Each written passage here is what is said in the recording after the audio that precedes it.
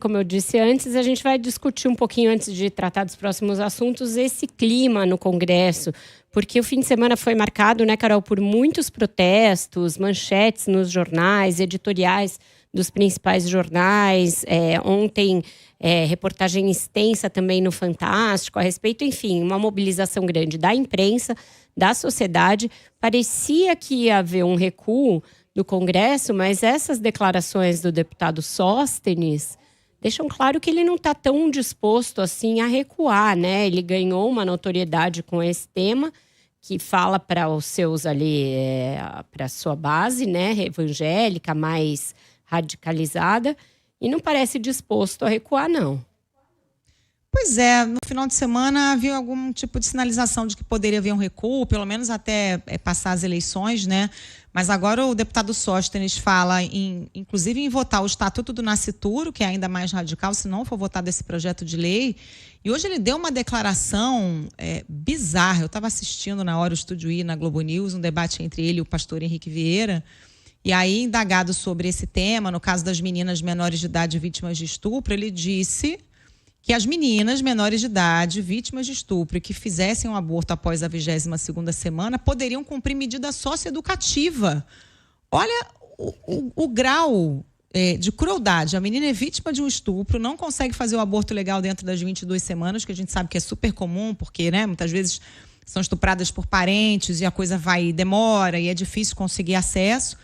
E aí, fazendo o aborto, uma vez aprovado esse projeto de lei, a menina ainda teria que ir para frente de um juiz responder por crime análogo ao homicídio e talvez cumprir uma medida socioeducativa. É um negócio tão surreal, Vera. Exato, sendo que a medida educativa que deveria haver para evitar tragédias como essa, diria respeito à educação sexual para crianças e jovens, para que elas entendessem do que se trata abuso, do que se trata assédio, entendessem a necessidade de denunciar em casos em que acontece esse tipo de coisa, e muitas vezes, infelizmente, é dentro de casa, com pessoas da família, e inclusive para que meninas entendessem a necessidade de adiar o início da sua vida sexual e de se proteger, de adotar todo tipo de proteção contraceptiva, evitar DSTs, evitar a gravidez indesejada. Então, a gente tinha que começar um outro tipo de educação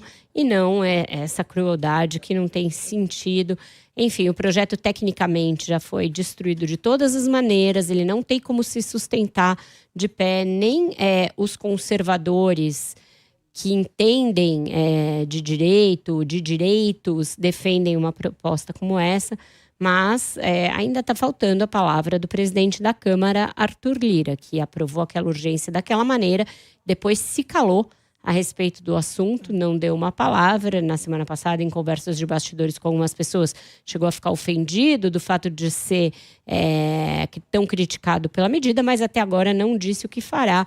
E só deixar para depois da eleição para evitar a repercussão negativa não é algo que adiante, né? Diante de um risco de retrocesso desse tamanho, o caminho é o arquivamento, porque o projeto, além de tudo, é inconstitucional. Eles têm dito aos interlocutores que não tem compromisso com o mérito, né?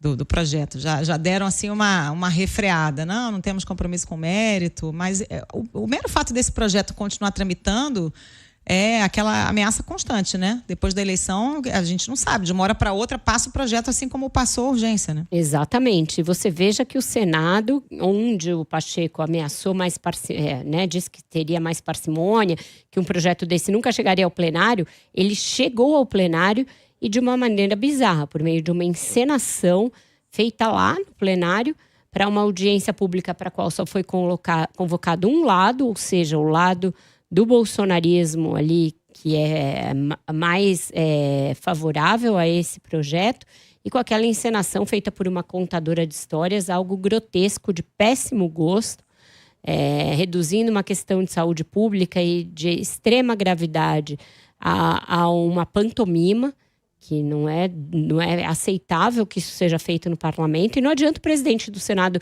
ficar contrariado depois que o negócio já aconteceu. Cabe a ele saber o que vai acontecer na casa que ele preside, né?